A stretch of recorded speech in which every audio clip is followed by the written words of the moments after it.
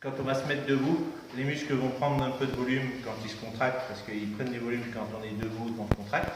Surtout quand ils vont commencer à courir, donc ça prend du volume. Donc si on fait un strap, quand on est allongé, le strap va être trop serré. L'intérêt, c'est de faire un strap en position semi-debout, semi-assis. C'est-à-dire cette position-là, genou à peu près plié à 30 degrés. Là, on est dans une position qui va permettre d'avoir une certaine contraction musculaire au niveau de la cuisse, ce qui va faire et du mollet, ce qui va faire qu'on ne va pas être trop serré quand ils vont se remettre debout. Et deuxième chose, 30 degrés de flexion du genou vont permettre de tendre les bandes.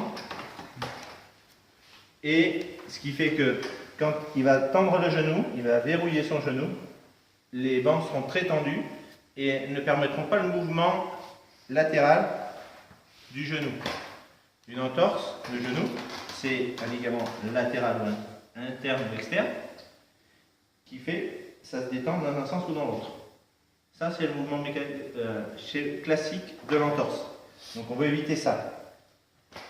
D'accord ?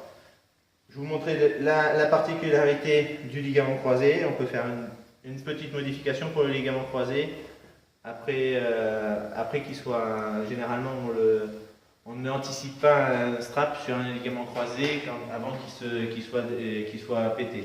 Donc, une fois qu'il est pété, on peut strapper pour éviter de solliciter la zone du ligament croisé, mais pas avant. Donc, 30 degrés pour un peu de tension musculaire ici, là, et pour que, une fois qu'on va être en charge, l'ensemble du strap soit tendu.